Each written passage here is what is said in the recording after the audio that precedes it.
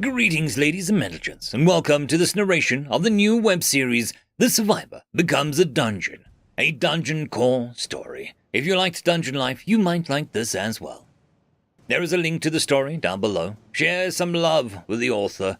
There will also be a playlist with all the chapters in it. And as always, I hope that you enjoy. Chapter 0. I did it. I got away. They have to be safe. My skin already feels cold. Back! Can't even move my arm anymore. This was supposed to be a routine run. Who knew there was a fecking hole just lying in wait in a warehouse in bumfeck nowhere? Sparing a glance over at the door, it's already cracking and giving way to the blows of the moving corpses on the other side. Huffing heavily, I used my good arm to grab the wall, pushing myself up to my feet. Back me! If I go out sitting on my ass. Come on, get me, you rotten pieces of crap. I can't help but shout. If I'm going out today, I'm taking as many of these bastards as I can. The door shatters at my taunt, my pistol trembling in my good hand as I level it at the swarm. Just blasting shot after shot, but it is useless. One of the creeps lunging halfway into the air, its rotten maw outstretched and finding purchase of my shoulder. I couldn't even scream. More and more of the undead poured into the room. And that's it. I'm dead. Right? Candidate located. Begin transfer. What? Measuring karmic influence. Karmic what? Lives extended by your actions, 237. That's a lot of people. Lives you've ended, 86. Wow. I didn't realize there was that many. Feck them. Most of them deserved it. Undead exterminated, 3,752. Feck. Just a drop in the bloody bucket at the end of the day. I wonder what all this is for. What's happening now? Titles gained. Tactician, leader, warrior, defender, healer, shepherd, scout, thief, assassin, judge, executioner, arsonist, purifier, builder, farmer, chemist, acrobat, mentor, and survivor. That's a lot of fancy words to describe me, I guess. Never seen it laid out like this. Karma measured, granting permission. Oh. Now, what's happening? Aspect of life and death. What do you mean by aspect? Territory assigned. Now, what are you talking about? Transfer complete. Core developed. Good luck, candidate. What is a core? Wait. What are you doing? Where am I going? Where am I? The next thing I know, I'm in some cave. I can see the entrance not too far out, but I can't make out much more detail beyond that. The cave itself is relatively shallow, as far as I can tell, and it's daytime, if I can guess based on the light. I have one real question for anyone that's listening out there. Why the feck am I a little green rock now? End of chapter. Chapter 1. I look pretty insignificant, don't I? Just looking at myself, I look like one of those cheap knockoff gem beads those nature lover folks would wear. I wonder if I'm an emerald, or maybe a jade, or some other kind of green crystal. It's been over a day since I found myself here, a shard of green lying in the dirt, neglected and abandoned.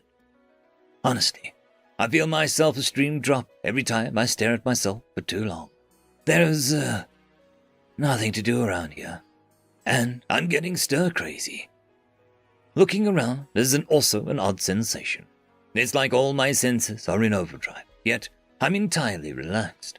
I can see everything in my little bubble if I sort of zone out, or I can hyperfixate on this one specific pebble with 3 different distinct colorations on it, despite being the size of a pea. That's another thing. I can shift my perspective wherever and however I want, but the moment I try to look behind my bubble, it's like looking through clouded glass. I can maybe make out vague shapes and colors, but nothing else despite pressing my metaphorical face against the barrier. The cave itself looks long abandoned, musty, yet dank and stagnant. Don't even get me started on the air. It feels gross. But with that in mind, how can I tell the air is terrible? It's not like I have lungs. I'm just a glorified pebble. Can I breathe? Do I need to breathe? Maybe. Maybe I should try breathing exercises. Focus and relax instead of stressing about my uselessness. Breathe in. Breathe out. Breathe in. Breathe out. Hey, I think it's doing something. The air feels like it's shifting. Doesn't feel this gross anymore. Breathe in. Breathe out. Breathe in. I can keep breathing in. It's not like I have lungs. Right? After a moment of consideration, I decided to do just that. Breathe in. Keep breathing in. Say, what is that? I feel better. More energetic even. Looking around, I can see that the haze making me feel gross is starting to dissipate.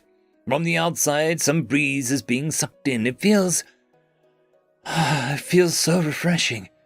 I keep breathing it in, and it keeps filling me up. Honestly, I hadn't felt this good even when I was alive. I stopped focusing on my breathing, but even then, the gentle breeze continued to flow into my cave. The air doesn't feel gross or oppressive anymore.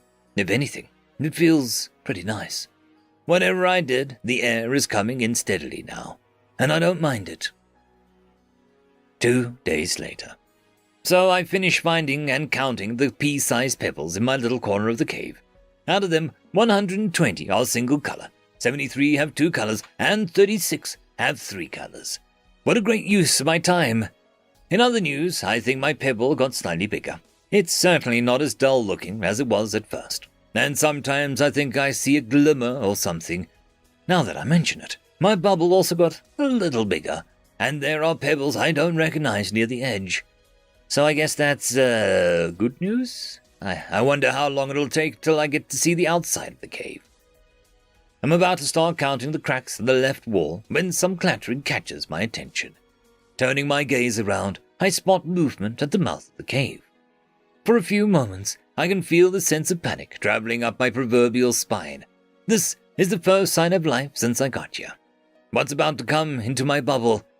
Is that a cat? It looks more like one of those big game cats, but that's a cat of some kind. Gosh, the poor thing is both fat and emaciated. It's pregnant. 1 hour later. So, it looks like my new guests aren't doing so well. Mama Cat looks remarkably like a puma, and if I'm not in Kansas anymore, that's bound to be some coincidence, at least. And yeah, I said guests. Mama Cat was pregnant, but not anymore.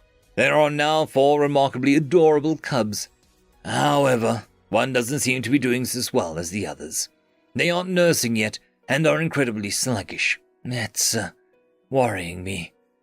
I remember one of my friends would gently rub the back of a young animal and blow on their faces to help stimulate them. As I don't have hands, I can't exactly do much. But maybe I can just get some fresh air for the cub. I start taking slow, deep breaths, blowing gently on the cub. It takes a few minutes, and I don't feel my best after whatever it was I just did.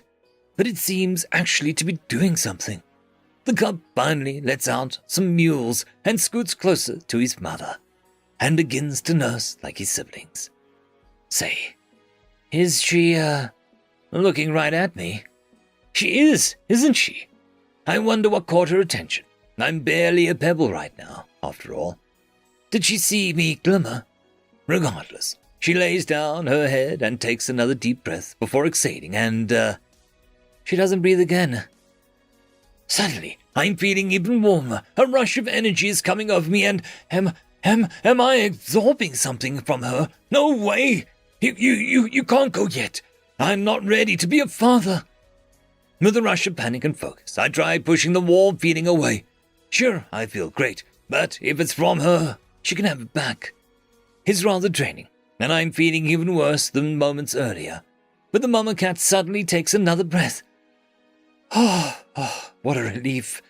Oh, she's looking right at me again. I feel a sense of gratitude. Is she communicating with me?